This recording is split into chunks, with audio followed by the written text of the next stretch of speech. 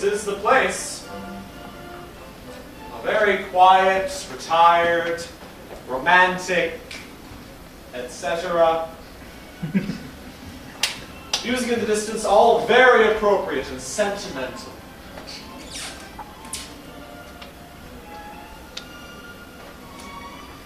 You seem perfectly calm, Lady Lee. Conservatories are not unusual appendages to a ballroom, Mr. Croxton. Nor is this conservatory unlike other conservatories. I wonder why women are always so evasive. With your permission, we will not discuss the sex. You and I are too old to be cynical, and too young to be appreciative. And besides, it is a rule of mine, whenever I set out to dance, that my partner shall avoid the subjects of women and golf. You limit the area of conversation. But in this particular instance, I take it we have not come here to talk. I beg your pardon. Lady Aline, they're dancing cotillion in there. So we have half an hour before us. Oh, the Duchess, your aunt, has considerately stationed her aged companion in the corridor, with instructions to ward off intruders. Mr. Croxton! Did you know? That's right, of course you did. Don't you know why I brought you here? That's right, of course you do. The Duchess, your aunt, and the Marchioness, your mother, observe how fondly my tongue trips out the titles. I smiled sweetly on us as we left the ballroom. There will be a notice in the Morning Post tomorrow. A marriage has been arranged. Mr. Croxton, this is... Because I have not yet proposed, you mean. Of course, I intend to, Lady Lee. Only as I know that you will accept. Let us go back to the ballroom. Oh, please. I don't want to help us, you know. Do sit down.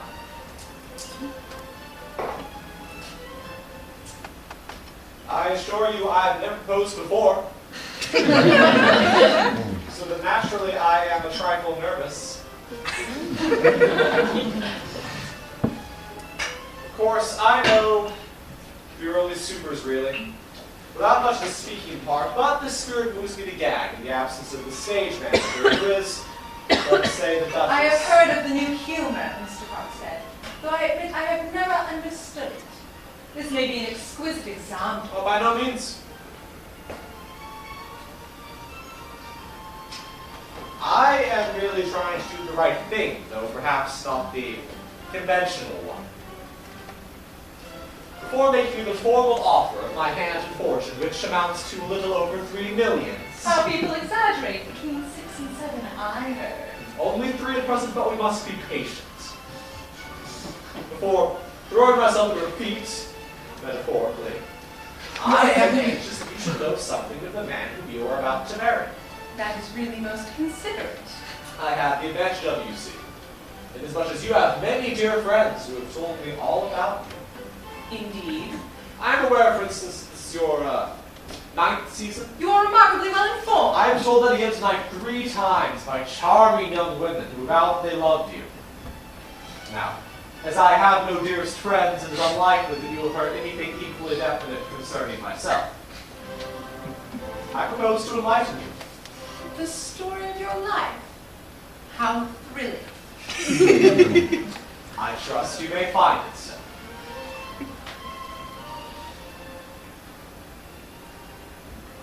Lady Aline, I am a self-made man, as the foolish phrase has it. A man whose early years were spent in savage and desolate places, where the devil had much to say. A man in whom whatever there once had been a natural kindness was very soon kicked out. I have been poor and lonely for 32 years. I have been rich and lonely for 10. My millions were made honestly enough, but poverty and wretchedness had left their mark on me. You will find very few men with a good word to say for Harrison Croxton. I have no polish, or culture, or tastes. Art wearies me. Literature sends me to sleep. When you come to the chapter of your personal deficiencies, Mr. Croxton, please remember that they are sufficiently evident for me to have already observed them. That is true. I will pass then to more intimate matters. In the little township in Australia, a horrible place where it was old, I met a woman whom I loved. She is what is technically known as a bad woman. She ran away with another man. I tracked her to Texas, and in the mining camp there, I shot the man. I wanted to take the woman back, but she refused. That has been my solitary love affair. And I shall never love any woman again as I loved her. I think that is all that I have to tell you.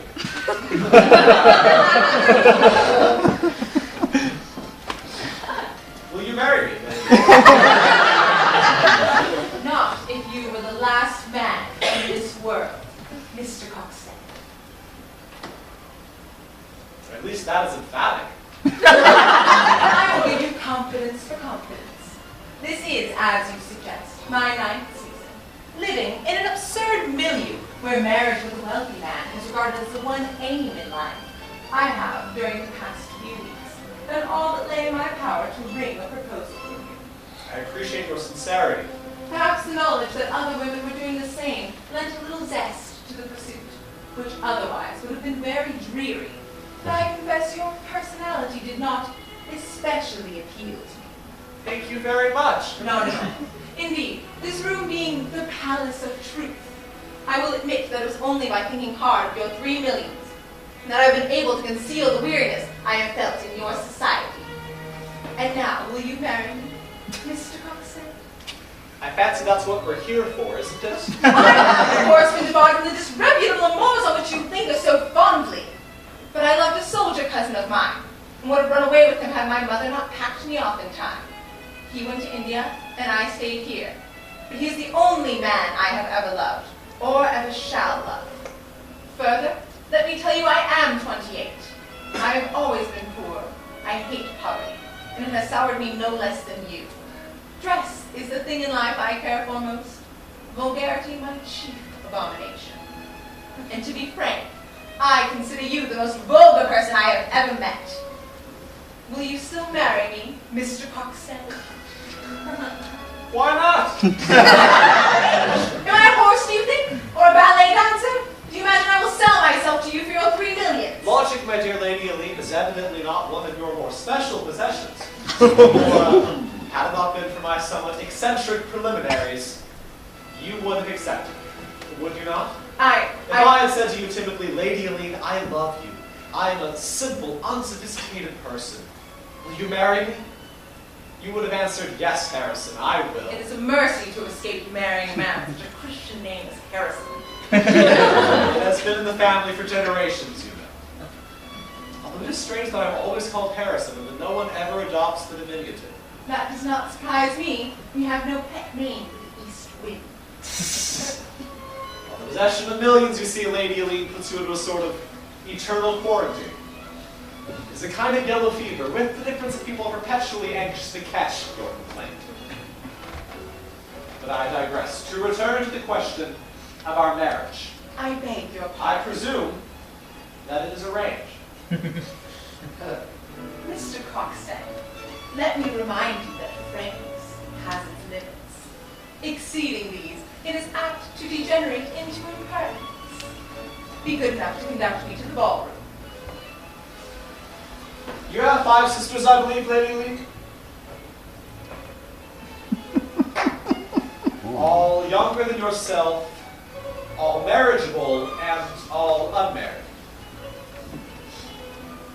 Your father, my father is a gentleman. Breed is rare and very fine when you get it. But he is exceedingly poor. People marry for money nowadays, and your mother will be very unhappy if this marriage of ours falls through. Is it to oblige my mother, then, that you desire to marry?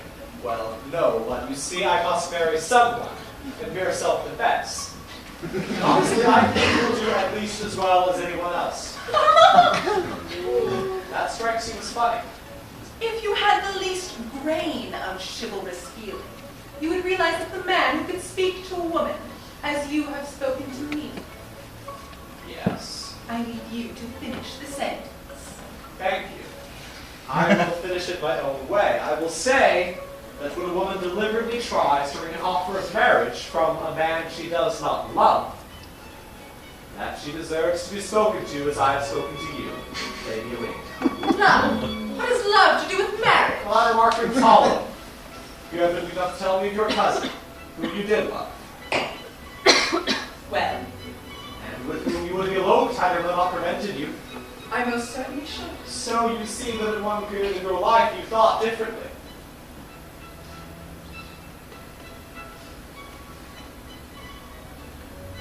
You were very fond of him. I have told you. If I had been you, mother or no mother, money or no money, I would have carried you off. I fancy it must be pleasant to be loved by you, Lady Lee. You do me too much honor.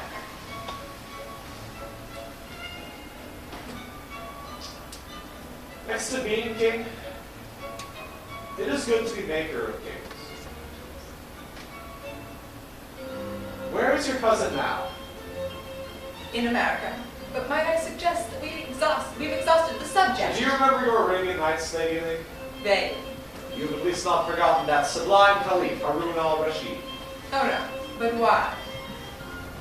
We millionaires think Caliphs today. We command more faithful than ever bowed to them. And like that old scoundrel Harun, we may at times have committed a respectable impulse. What is your cousin's address? Again, I ask. Why? I will put him in a position to marry you. What? Oh, don't be alarmed. I'll do it pleasantly. Give him stocks, shares, speculate for him, make him a director of one or two of my companies. You shall have an income of $4,000 a year. You can live on that. You are not serious. Oh, yes. And though men may not like me, they always trust my word. You may. And why will you do this thing? Call it caprice.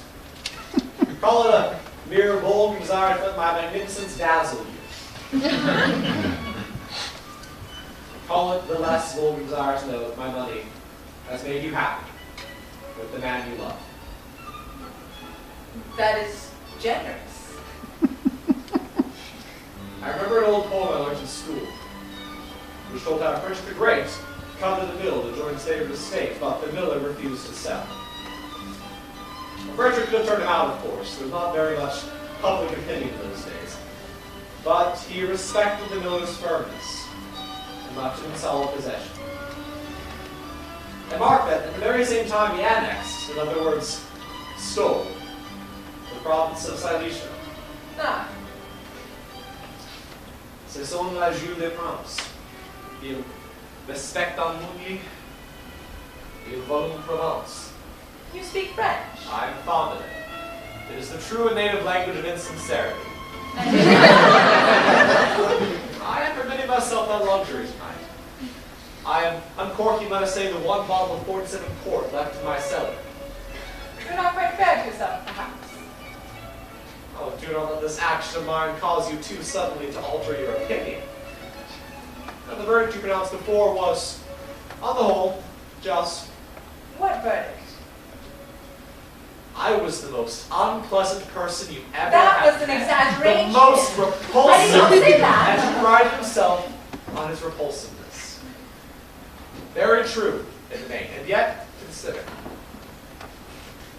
My wealth dates back 10 years. Till then, I had known hunger and every kind of sorrow and despair. That stretched out longing arms to the world, but not a heart answered me. And then, when the taste of men's cruelty was bitter in my mouth, capricious fortune snatched me up out of abject poverty and gave me delirious wealth. I was plowing a barren field and flung up a nugget. From that moment on, gold dogged my footsteps. I enriched the few birds I had. They turned howling me from me because I would not give them more. I showered money on whoever sought it of me. They cursed me because it was mine to give. My poverty, there had been the bond of common sorrow between me and my fellows. My wealth I stand alone, a modern Ishmael. Every man's hand against me. why do you tell me this? Because I am no longer asking you to marry me. Because you are the first person in all these years who has been truthful and frank with me. And because, perhaps, in the happiness that will, I trust, be yours, I want you to think kindly of me.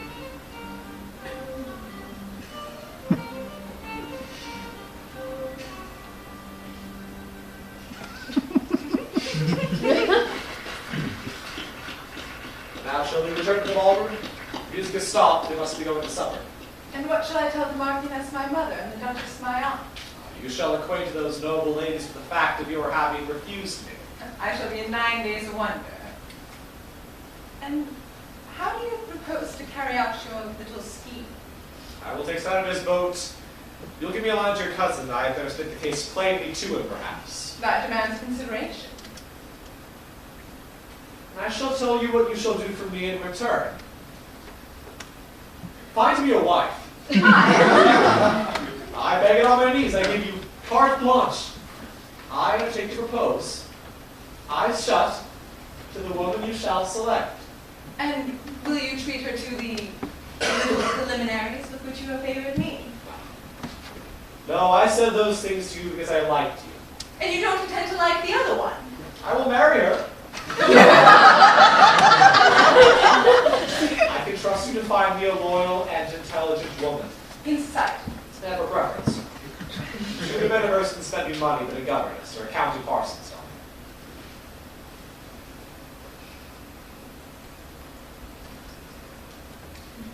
Lady Elaine, I am hunted, pestered, worried, persecuted. I settled 2 breach of promise actions already, though. Heaven knows that no more than remark after the woman's health or inquire that it was a fine day. If you do not help me, some energetic woman will capture me, I feel it, and bully me for the rest of my days. I raise a despairing cry to you. Find me a wife. Do you desire the lady to have any special qualifications? No, the homegrown article will do. One thing, though, I should like her to be merciful. I don't understand. I have a vague desire to do something with my money. My wife might help me. I should like her to have pity. Pity. In the midst of her wealth, I should desire her to be sorry for those who are poor. Yes. And as regards to the rest? All the rest I leave to you, with absolute confidence. You will help me. I will try. My choice is to be final. Absolutely.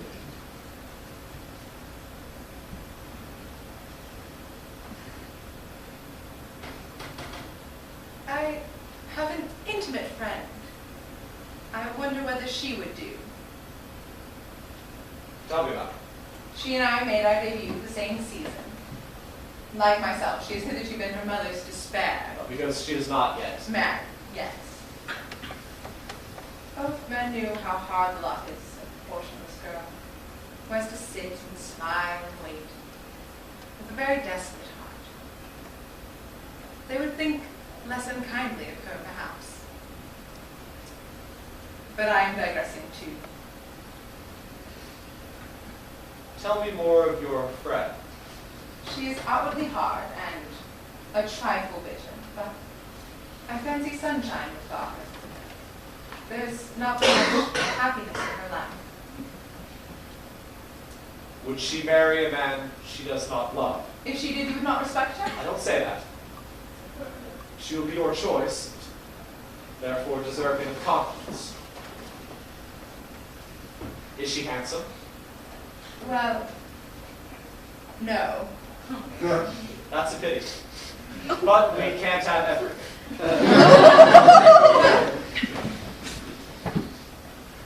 There is one episode in her life that I feel she would like you to know. If you were not betraying confidence.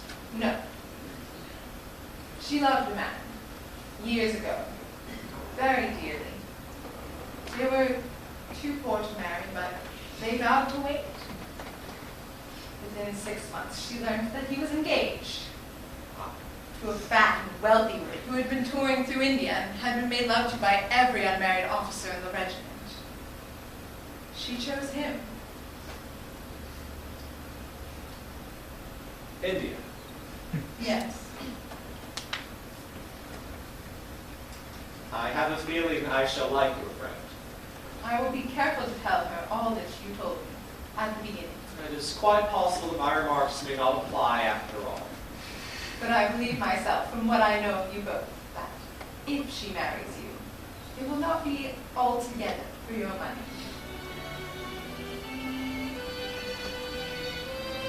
Listen, they're playing God Save the King.